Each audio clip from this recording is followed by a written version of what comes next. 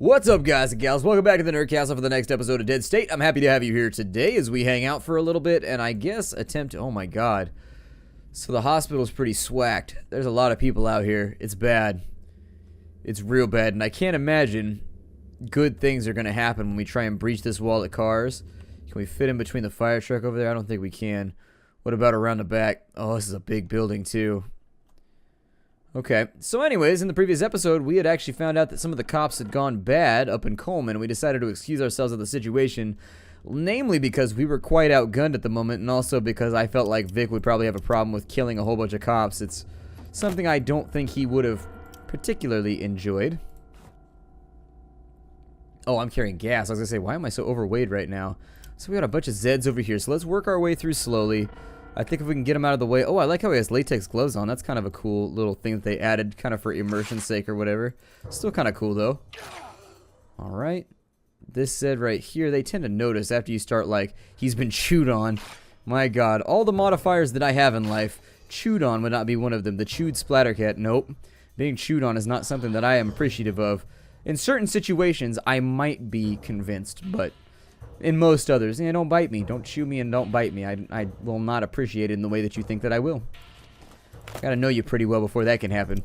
Let's go down here, loot out some of these dead guys, let these zombies just come to us. Probably take 2 more turns. They'll probably stop round about here somewhere. Yep. It's weird how you get like a sixth sense for how everything's going to work in this game. My god, I will tell you, in between episodes, I got this thing stuck in my eye.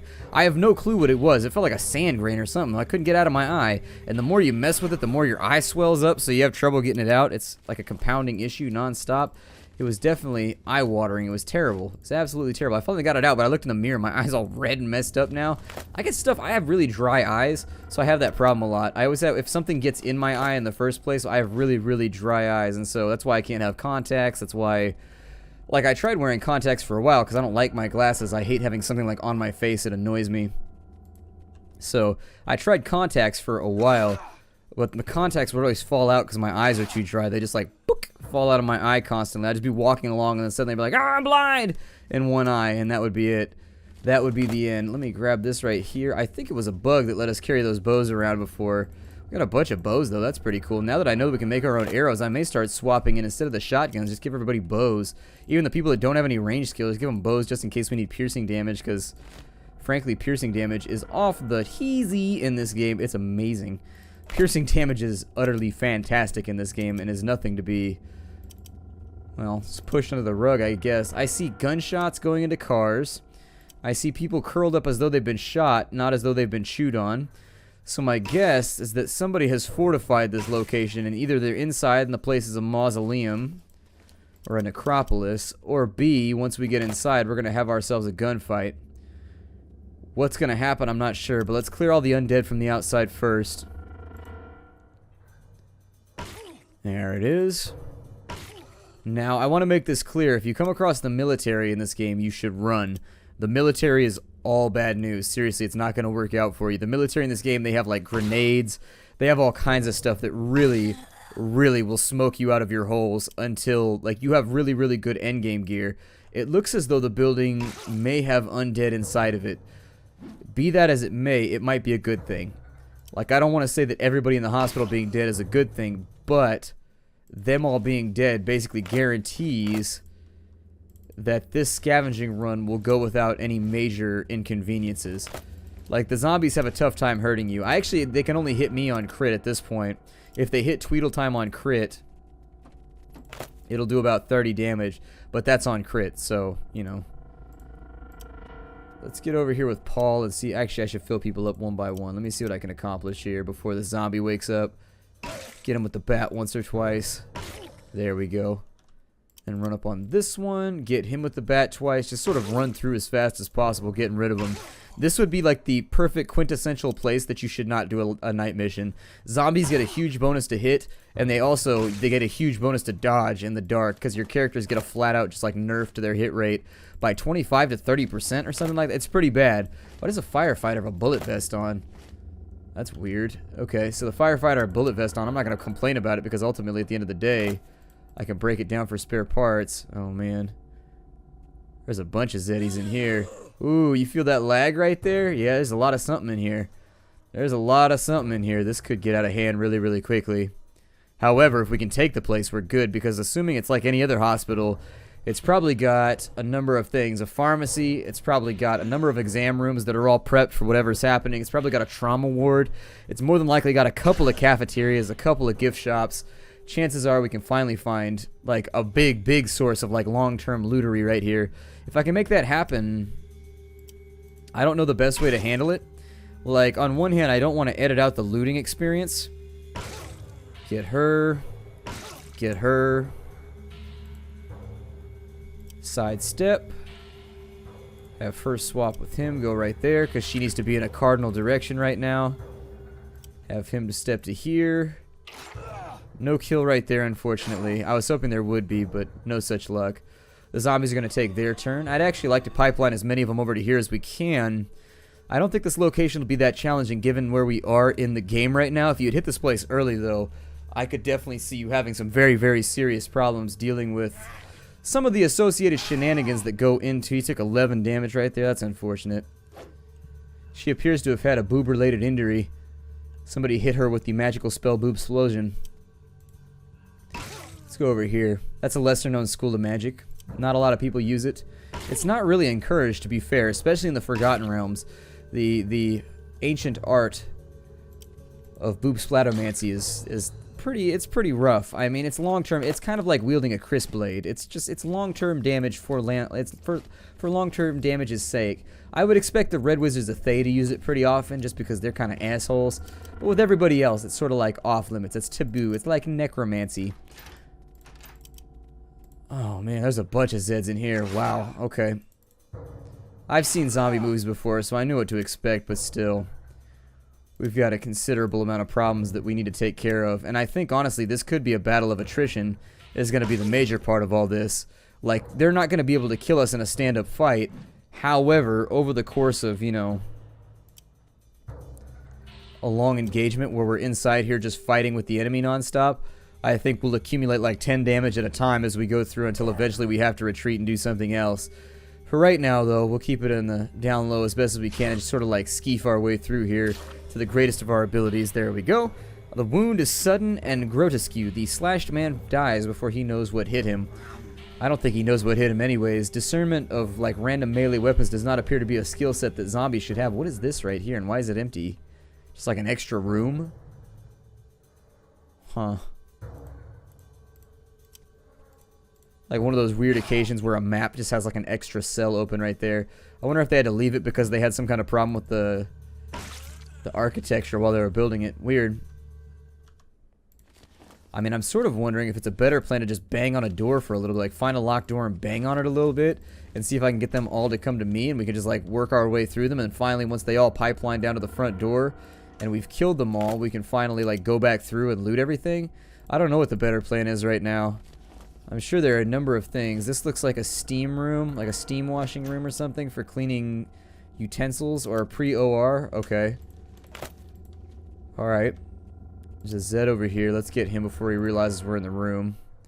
Bunch of people in the OR as well. This would be the last place that you want to be if you're going to be in a zombie apocalypse, to be honest.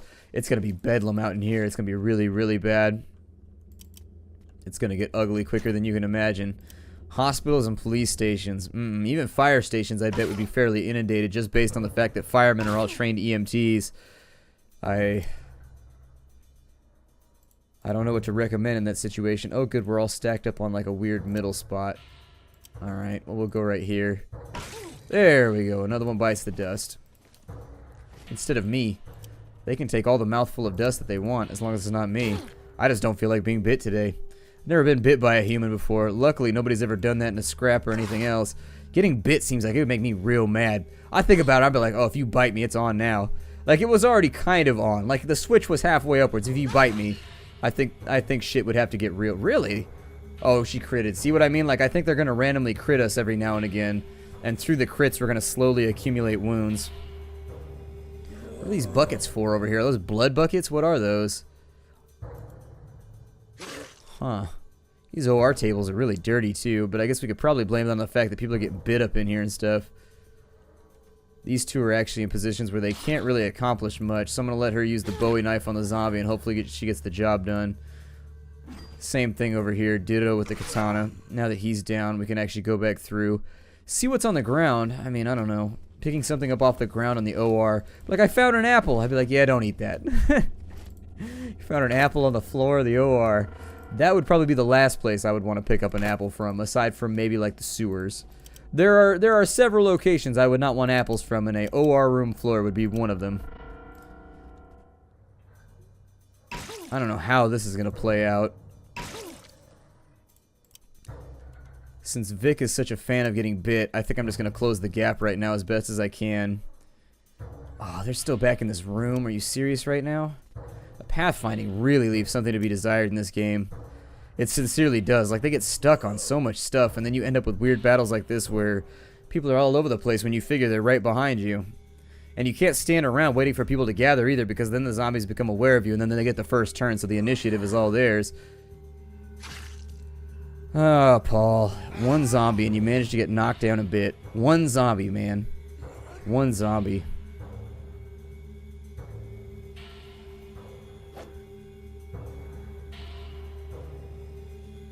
Like, usually I feel like you're fairly dependable, Paul. But right now, I might put you on the shit list for a little while if you keep this up. Haven't decided just yet. I'll put her right there so you can take a swipe at that, Zed. Get some blood on those nice white shoes. We'll have Tweedletime come over here and try and rescue Paul from getting his ankle eaten by this literal ankle biter. It's weird that it didn't give him a turn. Usually he's supposed to shake off the zombie and then, like, get back up. Apparently the game decided not to do that. I'm not really sure why.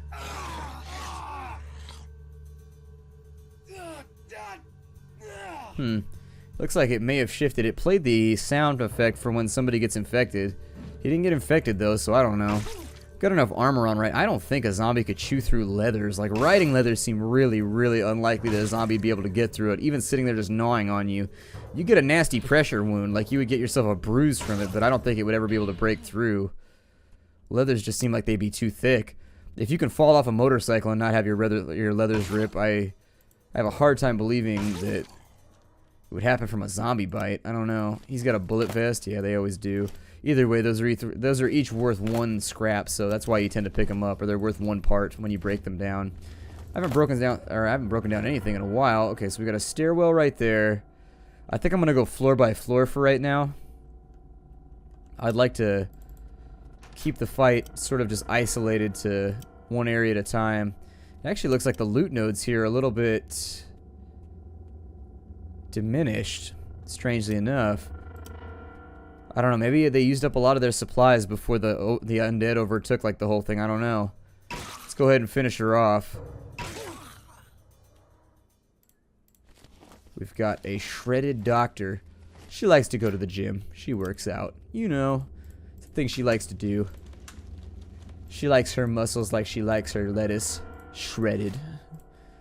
Put that all up in there. We'll get a pretty good run out of this, I think. I think we'll get a pretty good 3 or 4 runs out of this if I was to really appraise how much we're going to get out of here. This tall medical cabinet. He's out of space. That means it's your turn, lady. Jump up in here, put your hard feelings aside, and take over the front. I really, really, really want to get everybody suited up with some of those reinforced armors. I can't wait for the next couple days to be done. This room looks like a room that they're doing biopsies in or something. I don't know. These look like these are the little things they're for blood tests or something like that. You put the blood vials in these and they spin them, or you can put various other chemical formulas in them and it spins them and it does something. It causes the blood to separate. I don't know. I was never a medical science student. Somebody that was actually a med school student, so they'll have to pipe in and tell you what some of this machinery's for. It's outside my range of expertise, to be fair. I've seen them use them like in CSI and stuff like that. You stick the vials in there and they spin. And it causes the blood to separate or it does something. I don't remember what it does. It does something, though, to blood vials. Alright, so over here we have a lab table. It's where all the good dogs get to sit. We'll go over there. We've got that. Bark, bark. My girlfriend's a giant fan of Labradors. Like, seriously. Like, yellow labs, she just, like, melts instantly. I'm not a big fan of labs because they strike me as a dog that, like, I don't know.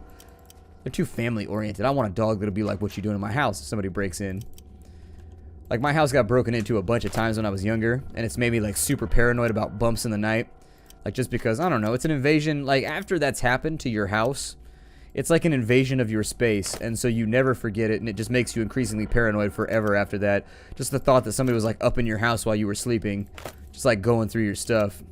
Not a happy thought. And so I want a dog that when somebody breaks in, the dog's sitting there underneath the window and just like, something to give them that little noise so that they get the hell on out of here. Jam that door open with a Bowie knife. I don't see anything in here. There's a briefcase. It's got all kinds of goodies in it. I'll take all those for sure. But yeah, I don't know. I don't want like a super vicious dog, but I want a dog that's definitely got a mean streak in it somewhere. Whoa, where did you guys come from?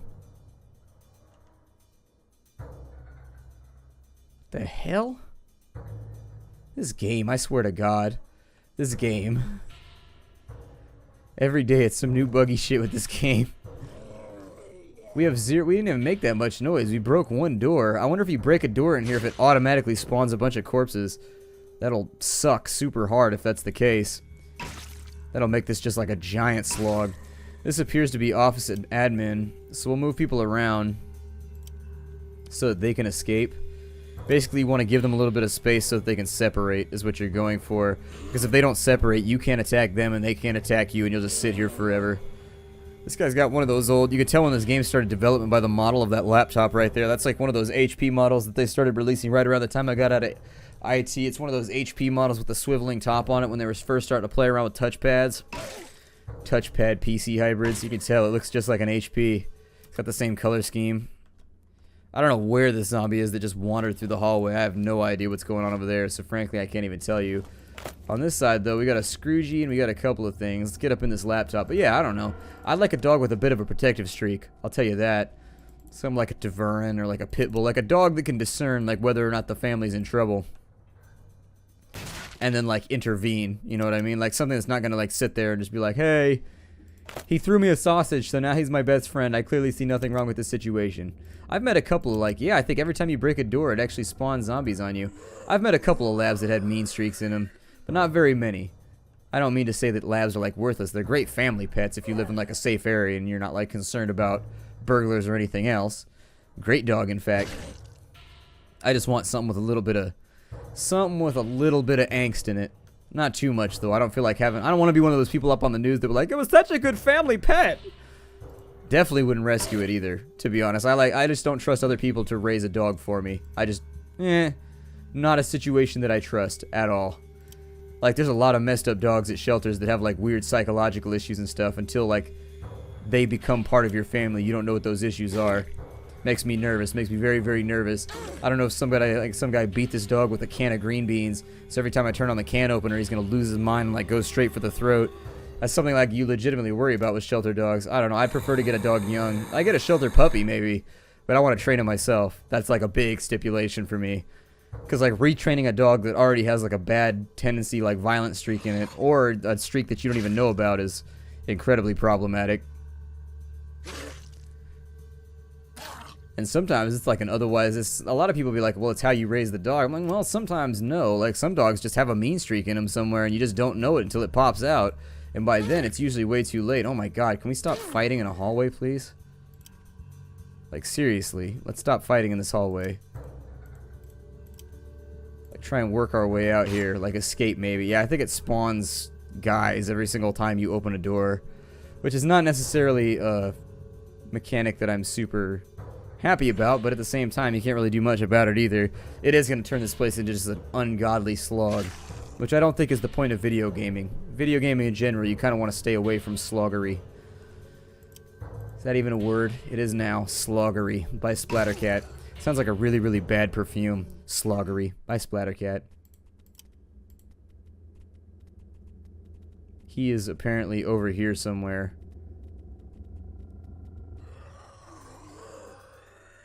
I have no idea. Some of the zombies are so buggy sometimes that you kind of just got to sit back and figure it out. But yeah, I grew up with a Rottweiler, for example. Nicest dog on earth. Raised right. We trained him. He could sit. He could stay. He could do all those things that a good dog could do. He's always good with the family. He could have toddlers around him just hanging on his neck, and he'd be happy as a clam. Never bothered anybody, but something about other dogs. The second he saw other dogs, he was just Cujo. And we just couldn't train it out of him. Couldn't train it out of him. It was my cousin's dog. Couldn't train it out of him. Tried really, really hard to acclimate him to other dogs and just hired trainers and everything, and they just couldn't get it in there. I think that sometimes some dogs just have like they have problem tendencies, and it's just like something that's just like deeply rooted in their psyche that you just don't know how to fix it. Even dog trainers struggle with it sometimes. And so we ended up, actually, my cousin gave the Rottweiler to his granddad who lived out in the country and didn't have any other dogs but had a lot of land and stuff like that. I know when you say like you sent your dog to a farm, usually it's a euphemism for killing your dog, but in this case, the dog was literally sent to a farm. Like he actually like lived on a farm and ended up being probably like, 11 or 12 years old. He was old for a Rottweiler. He was real old. He was old enough to where you took him to the vet. The vet was like, he's how old? Because he's a big dog. That's a lot of dog to live. Like, bigger dogs, if you're not a dog person, big dogs don't live that long. Like, they have heart problems, and they just, like, it takes a big heart to run a big dog, and eventually it gives out, you know. And I mean that in both ways, both in, like, a sweet way and also, like, in a physiological sense. The moving parts on a big dog are a lot bigger and a lot more subject because there's a lot of weight on, like, their joints. There's a lot of weight on their body as they get bigger and bigger, especially with the way that some of them have been bred for various herding activities or this activity or other activities. A lot of dogs have very specific genetic abnormalities as a result of like 300 years of, you know, breeding to get them to do that specific thing that we needed them to do back when they were used for utility. That's one of the reasons why Australian Shepherds, for example, can be so difficult to like train and like get them to kind of like give in, is because they have so much energy because they've been bred to have that much energy. Probably swap. Yeah, I still got enough. That'll work. I always wanted an Aussie. I had an Aussie Shepherd for a little bit. One of my ex-girlfriends had one. I liked the dog. I liked it a lot. It had a real thick coat, though. A real thick undercoat. You had to, like, use one of those under-shavy things. We had, like, a special tool that you shave the dog with that would shave the undercoat, kind of. Like, it would thin the undercoat because the dog was always so hot. It gets to be, like, 135 degrees where I live, and so, obviously, in that situation, you got to do something for the dog. Either leave a sprinkler on. That was the other thing, is in the backyard. We leave them tons of water. We left them lots of shade, made sure there was lots of overhangs and things. And then we would also have one of those little sprinklers, just a little like kids sprinkler that they play in. You just leave that in the backyard and kind of like have it running during the afternoon once it started to get warm. So if the dog wanted to lay in the water, it could and get itself soaked down. Worked out fantastically. The other thing you can do is you can put a couple of, this is kind of for smaller dogs, but if you have hairy smaller dogs, like, I don't know, Yorkies or whatever, smaller dogs that have a lot of fur, but you live in a hot place, the other thing you could do is if they like to stay in their doghouse when it's hot, you can take 2-liter bottles of soda, like, you know, the 2-liter bottles of soda, you fill them up with water and you freeze them every single day, and then what you can do is you can put the 2-liter bottles of water inside their doghouse like giant ice cubes, and the dogs will sleep, like, up against the side of them. I mean, this is if you only have outdoor dogs. The dogs we had were outdoor dogs. They weren't allowed inside. Like, we would take them on hikes and stuff like that, but they weren't indoor dogs. They were meant to be, like, outdoors. They had kennels and everything else outside. I'd probably, honestly, if I had a dog, I'd probably make it an indoor dog, just on consider. I don't know. If it's going to be outside all the time, I kind of feel bad. I don't know. I want my dog to be my little buddy, I guess. Be running around with me all the time, because I am a jogger. That's the biggest thing. That's one of the biggest reasons why I want a dog, is so I have somebody to jog with. Because I work out. I jog probably 45 minutes to an hour a day, and that'd be great exercise for a dog. It's just nice to have a partner sometimes. Let's finish off the last of these zombies, but I feel like we're basically at the end of the episode right now. I mean, I don't know what I should do right here. I don't know when my next recording session for this game is going to be. I figure, like, part of me basically just wants to, like, weed all the zombies out by myself, because this is going to take forever. Like, seriously, it's going to take us a while to get all these zombies cleaned out. Every single room is just saturated in these guys. So the problem that we're running into, 3 points of damage right there, it's going to accumulate. She's already lost 13. The problem is that this is just going to take an ungodly amount of time to do based on the turn lengths. It's not as bad as Silent Storm, but it's still pretty bad. Like, the turns do take a while. So I think that's probably because it's making calculations as to, like, who can hear what and whether they're going to respond to the noise. But we're not making any noise right now, so I doubt that we would have respondents to any of our various shenanigans. Go ahead, get him with a knife a couple times, or just get him once. That's cool. You can get him once if you want. But anyways, I'll see y'all later. My name is Splattercat. Thank you for joining me here in the Nerd Castle for the next episode of Dead State. I don't know if I should weed through the zombies and, like, kill all the zombies on the floor, and then in the next episode we can come back and just, like, I can loot everything with you guys here. I don't know what to do with this place, because it's such a large facility is the problem. Like, this is really going to be like a multi-episode just run through all of this. Maybe I could do a super episode where we just deal with the hospital in the super episode. I don't know. I'll see how my recording schedule is looking for the week, 'cause I'm a little behind right now. And if it works out, maybe what I'll do is I'll make like a big mega episode where all we do is just hang out here and do this. I don't know. We'll see what happens. Hi to everybody.